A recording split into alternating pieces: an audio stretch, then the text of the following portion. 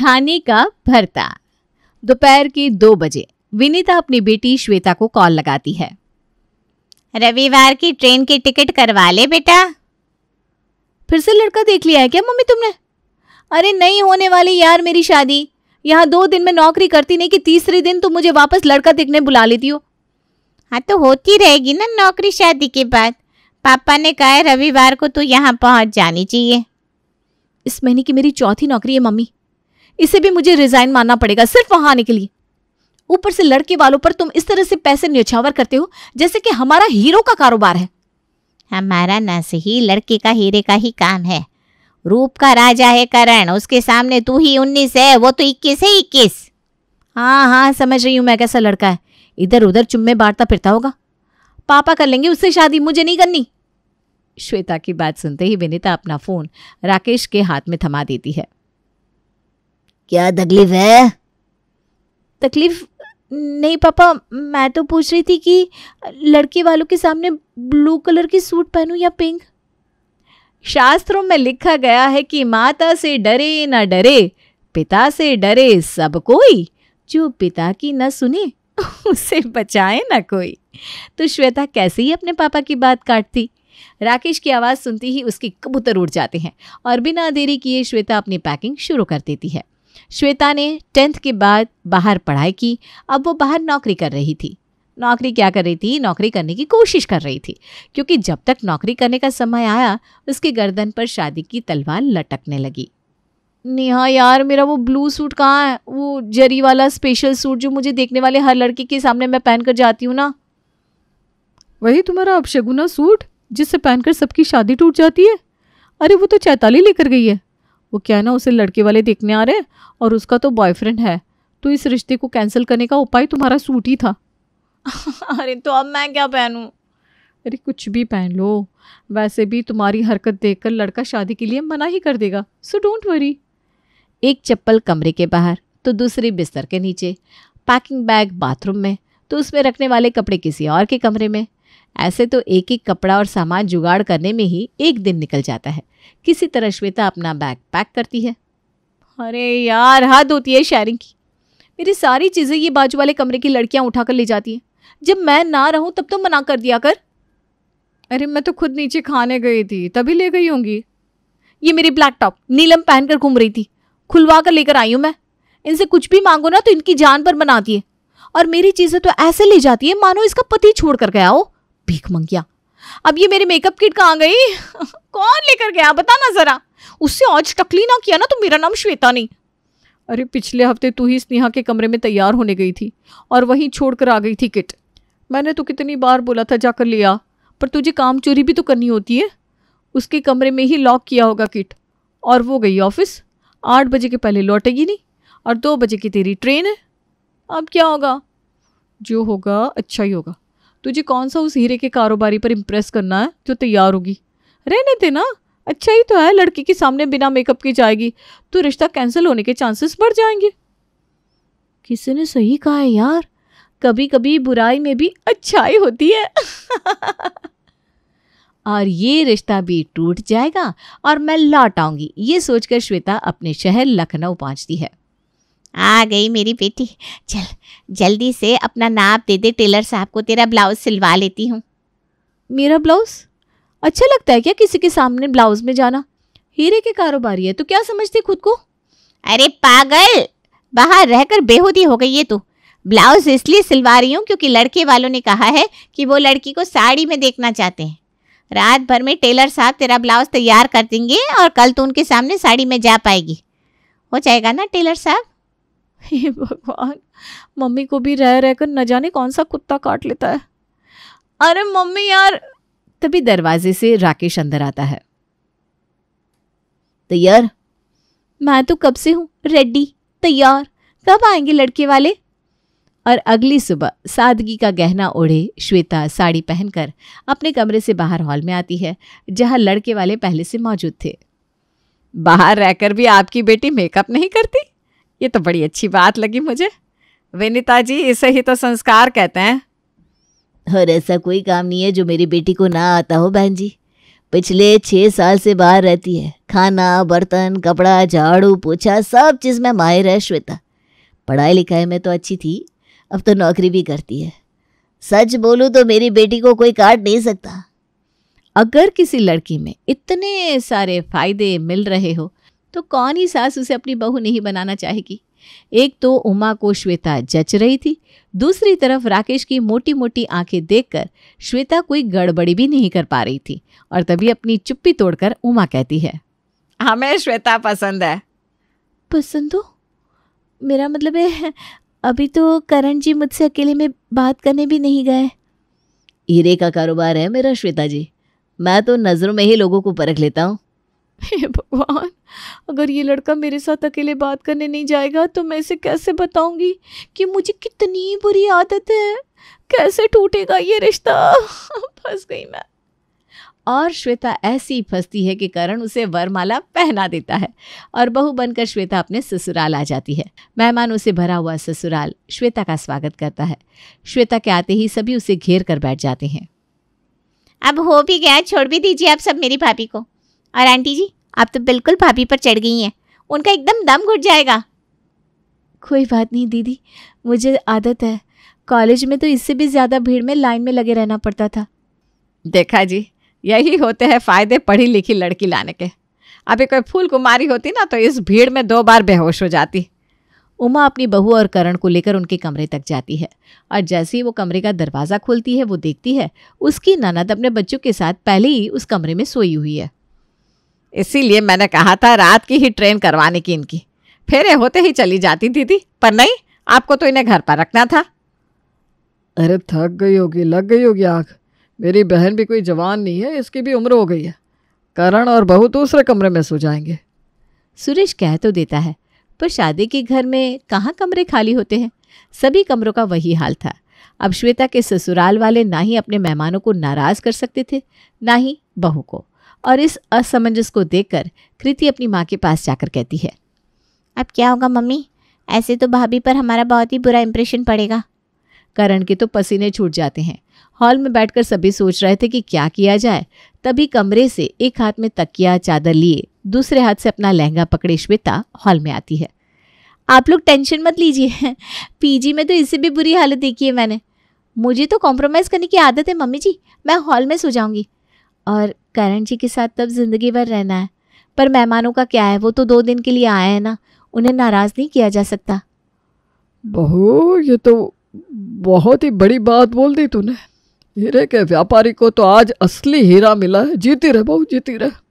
यह कहकर सुरेश अपनी बहू को अपने डायमंड की अंगूठी खोलकर आशीर्वाद के रूप में देता है। उमा के साथ साथ पूरा परिवार निश्चित हो जाता है कि उन्होंने बेस्ट बहू का चुनाव किया है। पर ये कॉम्प्रोमाइज करने वाली लड़की अपने साथ और क्या क्या खूबी लेकर आई थी ये तो अब पता चलने वाला था। अगली सुबह 10 बजे डाइनिंग टेबल पर बैठे सभी लोग श्वेता के जागने का इंतजार कर रहे थे। उमा जी, आपने बहू को बताया नहीं कि आज उसकी पहली रसोई है? कब उठेगी, कब खाने की तैयारी करेगी, कब सब खाएंगे? 11 बजे तो दीदी को निकलना है। अगर वो भूखी चली गई तो बड़ी बदनामी होगी हम सबकी। जहां आपकी बहन की बात आती है आप बावले ही हो जाते हैं। देख नहीं रहे क्या कि पिछले 2 घंटे से जाकर बहू को उठाने की कोशिश कर रही हूँ, पर हर बार वो बस 10 मिनट करके मुझे वापस भेज देती है। तभी आंखें मसलती हुई श्वेता अपने कमरे से बाहर आती है। 11 बजे स्टेशन के लिए निकलना है ना बुआ जी को, अभी बहुत टाइम है।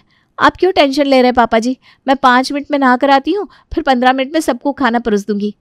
श्वेता किचन में जाती है और फटाफट नाश्ते की तैयारी कर 10 मिनट के अंदर ही सभी के प्लेट में खाना सर्व भी कर देती है। मेरी साइज देख, और ये प्लेट में परोसा तेरा पराठा, इतना छोटा पराठा बहू। खुद कम खा लूंगा पर आपके प्लेट में खाना कम नहीं होने दूंगा दीदी। पहली रसोई है ना दीदी, अंदाज़ा नहीं लगा होगा बहू को। अंदाज़ा? ये 8 लोगों के बीच 1 कटोरी दाल, ये बिना भिगोए हुए 1 मुट्ठी चावल और ये मेरे प्लेट का आधा कच्चा पराठा, ये रसोई है भाभी? अंदाज़ा नहीं लगा? अंदाज़ा नहीं लगा तो 5 लोगों का खाना बना देती, या 10 लोगों का, 19, 20। ये कौन सा अंदाज़ा लगाया है बहू ने? सब 0 होकर दिया। 5 साल का बच्चा भी इससे ज़्यादा खा लेता है। और वाकई किरण का गुस्सा लाजमी था। जब खाने की टेबल पर 8 लोग बैठे हो और किसी के प्लेट में 1 चम्मच चावल आए, किसी में दाल 1 चम्मच और किसी में पराठा, तो सभी का नाराज होना तो लाजमी है। ये क्या है श्वेता, तुम्हें पता है ना आज तुम्हारी पहली रसोई है? हाँ, और बुआ जी की ट्रेन है ना, जल्दी जल्दी खाना बनाना था तो मैं जल्दी जल्दी बना कर ले आई। चाहती तो एक मीठा बनाकर परोस सकती थी, पर देखिए मैंने पूरी रसोई बनाई और आप मुझ पर ही बिगड़ रहे हैं। रात भर वो हॉल में सोई है ना दीदी, लगता है नींद पूरी ना होने के कारण चिड़चिड़ी हो रही है। ये लीजिए 2100 रुपये, मैं चलती हुई ट्रेन में आपके लिए खाना ऑर्डर कर दूंगा, ट्रेन में कुछ खा लीजिएगा दीदी। और इस तरह सुरेश अपनी बहन को विदा करता है। किरण के घर से निकलते ही उमा रसोई में जाती है और देखती है रसोई तो ऐसी साफ है मानो वहाँ खाना ही ना बना हो। बेकार ही सब श्वेता पर बिगड़ गए। बेचारी का काम इतना तो अच्छा है, कितनी सफाई करके गई है रसोई में। हो गई होगी खाने में मिस्टेक, पर मुझे विश्वास है दोपहर में अच्छा खाना ही बनाएगी। नाश्ते में ना के बराबर खाना खाने के बाद सभी दोपहर में खाना बनने का इंतजार कर रहे थे, पर श्वेता कुछ नहीं बनाती। आज खाना नहीं मिलेगा क्या? मिलेगा पापा, आप तो जानते हैं ना भाभी 10 मिनट में खाना बना लेती है। अभी फट से जाएगी और फट से खाना बना कर ले आएगी। तो अब कब जाएगी? 4 तो बजने वाले हैं। तू जा अपनी भाभी को बुला कर ला। लगता है वो भूल गई है कि वो अपने पीजी में नहीं ससुराल में है। नई नई शादी में आदतें बदलने में वैसे वक्त तो लगता है। कृति अपनी भाभी के पास उसके कमरे में जाती है और उन्हें खाना बनाने के लिए कहती है। दोपहर में कौन खाना खाता है दीदी? मुझे तो ऐसी कोई आदत नहीं है। पर हमें तो दोपहर में खाने की आदत है ना भाभी। बाहर से भी खाने का इंतजार कर रहे हैं, कुछ भी बना कर ले आइए। इन लोगों का तो खाना खत्म ही नहीं होता। कहाँ फंसा दिया मम्मी ने मुझे। जैसे ही कृति श्वेता के कमरे से बाहर जाती है, श्वेता अपनी माँ को कॉल लगाती है, पर फोन राकेश उठाता है। क्या तकलीफ आ गई? नहीं पापा, मैं क्या कह रही थी, एक टाइम में 4 सब्जी बनाऊं कि 2 में हो जाएगा? और अपने पापा से डरकर श्वेता सीधा रसोई भागती है और अपने ससुराल वालों के लिए लेकर आती है कॉर्नफ्लेक्स। ये क्या मजाक है श्वेता? कॉर्नफ्लेक्स दोपहर के खाने में कौन खाता है? पहले तुमने नाश्ते में चावल बना दिए, वो भी ना के बराबर, और अब ये कॉर्नफ्लेक्स। मैंने तो भगदड़ वाली जिंदगी देखी है, मैं तो यही खा लेती हूँ। जल्दबाजी में मैं आप लोगों के लिए भी ले आई। गुस्से से सुरेश खाने के टेबल से उठकर बाहर चला जाता है। 2 दिन तो सुरेश और करण बाहर ही खाना खाते हैं, जिससे उमा बड़ी परेशान थी और वो ये परेशानी अपनी सहेली सुषमा से साझा करती है। अरे पगली, तू भी ना पागल है। तेरी बहू खुद जो खाना बनाती है वो गलत बनाती है, पर अगर तू ही उसे बता दे कि क्या बनाना है तो कैसे गलती करेगी वो? खाना बनाना तो उसे आता ही है और वो कामचोर भी नहीं है। अरे हाँ सुषमा, ये तो मैंने सोचा ही नहीं। उमा अपनी बहू के पास जाती है और उसे डोसा बनाने के लिए कहती है। 2 दिन से तेरे पापा जी को घर का खाना नहीं मिला। आज रात अगर उन्हें अच्छा खाना नहीं मिला ना तो बात बहुत बिगड़ जाएगी बेटा। नहीं मम्मी जी, डोसा तो मैं पीजी में भी बनाती थी, आप फिक्र मत कीजिए। श्वेता रसोई में डोसा बनाने तो जाती है, पर कोई भी बर्तन इस्तेमाल नहीं करती। वो तो सीधा अपने कमरे में जाती है और आयरन चालू करके बैठ जाती है। ये बहू डोसा का घोल लेकर अपने कमरे में क्यों जा रही है? इत्तेफाक देखिए मम्मी जी, सिलेंडर खत्म हो गया है, इसलिए मैं डोसा आयरन पर बनाऊंगी। इससे पहले कि उमा कुछ सोच पाती, श्वेता आयरन को उल्टाकर उसके ऊपर डोसा सेकना शुरू कर देती है। ये लीजिए, उतर गया डोसा, और इसी पर बन जाएगा मसाला भी। आलू तो पहले ही उबाले हुए थे, वरना दिक्कत हो जाती। श्वेता की ये हरकत देख सासू माँ का मुंह तो खुला का खुला रह जाता है। तो होश में तो है बहू, आयरन पर डोसा कौन बनाता है? मैं तो वेजिटेरियन हूं ना मम्मी जी, तो यहीं तक रुक गई। मेरी सहेलियां तो आमलेट भी आयरन पर बना लेती थी। राम राम राम राम, अगर सिलेंडर खत्म हो गया था तो इंडक्शन भी तो था हमारे पास। इतना अड़ंगा करने की जरूरत क्या है मम्मी जी, जब काम आसानी से हो सकता है। पहले इतने बर्तन करो, फिर उन्हें धो। मैं तो इतना ड्रामा करती ही नहीं। अब आप खाने पर बैठिए, खाना आप लोगों की प्लेट पर पहुंच जाएगा। क्या आपने कभी खाया है पूरी की साइज का डोसा, वो भी आयरन के ऊपर सेका हुआ? सुरेश का तो जरा भी मन नहीं था उस डोसे को खाने का, पर 2 दिन से बाहर खा खाकर वो इतना परेशान हो गया था कि वो वहीं खाकर सो जाता है। अगली सुबह एक बड़ा सा परात लेकर उसमें आधा ग्लास आटा डालकर श्वेता हॉल के बीचों बीच बैठ जाती है और आटा गूंदने लगती है। इतने बड़े परात में इतना कम आटा? और छाना क्या बहू? कल रात ही तो आपने मुझे इतनी बात सुनाई मम्मी जी कि इतनी छोटी चपाती, इतना छोटा डोसा, सब बड़ा बड़ा किया करो, अच्छे से काम करो। इसलिए मैं बड़ा बर्तन लेकर बैठ गई। वहाँ देखिए रसोई में सबसे बड़े पतीले में आलू उबालने रखा है मैंने। सिर्फ 2 आलू, वो भी इतने बड़े पतीले में? हे भगवान। तो और क्या करती मैं मम्मी जी? आपको ये तो नहीं लगना चाहिए ना कि मैं काम चोरी कर रही हूँ। तभी आवाज लगाता हुआ करण कहता है, चाय दोगी कि नहीं तुम, कि यही सब करती रहोगी? भूखे रहने से अच्छा है कि चाय ही पीऊं। श्वेता फौरन इलेक्ट्रिक केटल में चाय बनाती है और सभी की प्लेट में ब्रेड और साथ में चाय रख देती है। ये ब्रेड तो कच्ची है भाभी। शांति दीदी, शांति, आयरन को गर्म होने छोड़कर आई हूं मैं। और तभी गर्मा गर्म आयरन लेकर श्वेता सभी के प्लेट में रखे ब्रेड पर चला देती है। लो हो गए तैयार ब्रेड। आप मेरा फ़ोन लेकर आइए तो उमा जी, मैं समधी जी को फ़ोन लगा रहा हूँ। बहुत हो गया मजाक, मेरी गलती हो गई जो मैंने आंख मूंद कर बहू पर भरोसा कर लिया। माना वो कॉम्प्रोमाइज़ कर लेती है, इसका मतलब ये तो नहीं कि हमें ऐसा खाना खिलाएगी। और सुरेश लगाता है राकेश को फ़ोन। ये क्या सुन रहा हूँ मैं श्वेता? खाना बनाना भूल गई हो तुम? भेज दो तुम्हारी माँ को सिखाने या मैं आकर बना दूँ? खाना? वही तो पापा, मैं तो सब इसीलिए कर रही थी ताकि दीदी परेशान होकर खुद रसोई संभाल ले। उन्हें भी तो पराए घर जाना है, वो भी तो काम सीखेंगी ना। पर अब मैं समझ गई हूँ कैसे बनाना है, क्या बनाना है, सब हो जाएगा पापा, डोंट वरी। और राकेश का फ़ोन आती ही श्वेता खुद ब खुद अपनी पीजी की दुनिया से बाहर आ जाती है और अच्छे से अपना ससुराल संभाल लेती है।